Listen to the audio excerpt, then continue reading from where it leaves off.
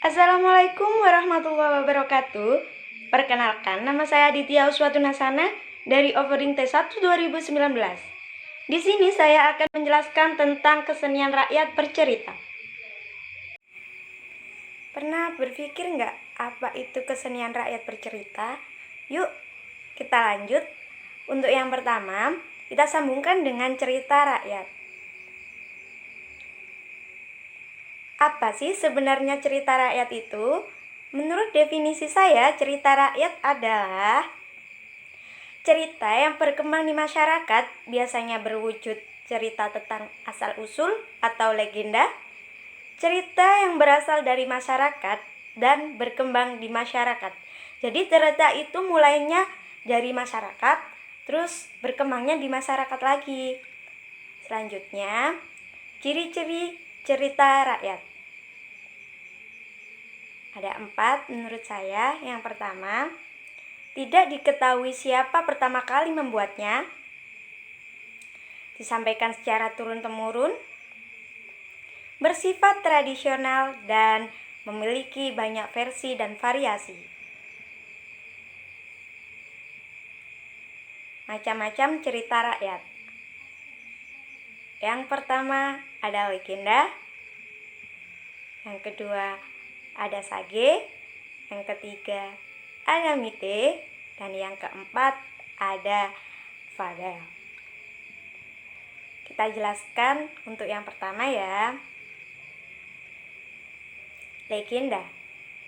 Legenda merupakan cerita rakyat yang mengisahkan riwayat terjadinya suatu tempat atau wilayah. Saya beri contoh Tangkuban Perahu.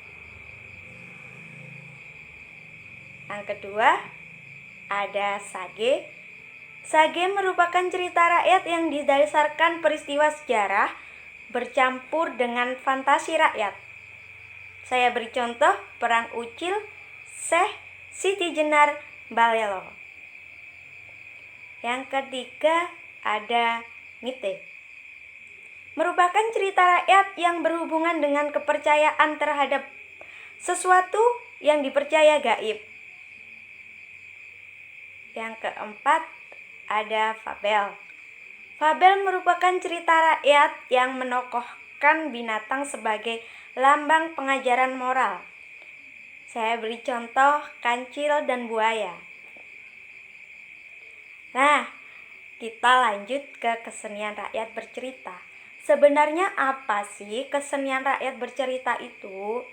Ini menurut saya, definisi menurut saya, kesenian rakyat bercerita adalah sebuah seni pertunjukan menggunakan dialog dan lakon yang di dalamnya membawakan cerita rakyat. Jadi, lakon tersebut diambil dari cerita rakyat. Selanjutnya, saya beri contoh-contoh kesenian rakyat bercerita. Ada ludruk, ada ketoprak, ada lenong, dan yang terakhir wayang wong. Saya jelaskan ciri-ciri ludruk. Untuk yang pertama, pertunjukan ludruk tidak menggunakan naskah. Kekuatan ludruk berada pada improvisasi para pemain. Terdapat pemeran wanita yang diperankan oleh laki-laki. Jadi di situ tidak ada pemeran wanita yang tulen. Adanya pemeran laki-laki yang dirias menjadi seorang wanita. Yang ketiga, terdapat sajian lawak atau dagelan. Yang keempat, cerita ludruk diambil dari cerita keseharian rakyat, cerita sejarah, dan merupakan ekspresi sehari-hari. Selanjutnya ada ketoprak. Ciri-ciri ketoprak sendiri adalah cerita-cerita yang disajikan dalam ketoprak panggung sangat bervariasi. Dari cerita rakyat, dongeng, babat, dan legenda. Kedua, pakaian atau kostum para pemain disesuaikan dengan cerita yang dibawakan. Selanjutnya ada lenong. Lenong sendiri dari daerah Betawi. Ciri-ciri lenong ada pakaian pemain menggambarkan pakaian yang dipakai sehari-hari oleh komunitas teater tersebut.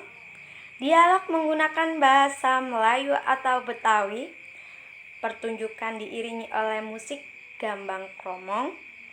Pertunjukan mengandung humor dan bersifat improvisasi. Jadi sama seperti ludruk, tidak pakai naskah. Yang keempat ada wayang wong. Ciri-ciri wayang wong memakai hiasan-hiasan sama seperti wayang kulit. Pemain wayang wong dirias dengan tambahan gambar atau lukisan. Jadi wajah wayang wong sendiri itu sama persiskan dengan tokoh yang dibawakan, dirias pakai make up karakter gitu. Yang terakhir, saya mengambil kesimpulan bahwa kesenian rakyat bercerita ditampilkan melalui lakon yang mengangkat cerita dari cerita rakyat. Demikian presentasi dari saya. Apabila ada kesalahan, mohon dimaafkan. Kurang lebihnya saya mohon maaf. Wassalamualaikum warahmatullahi wabarakatuh.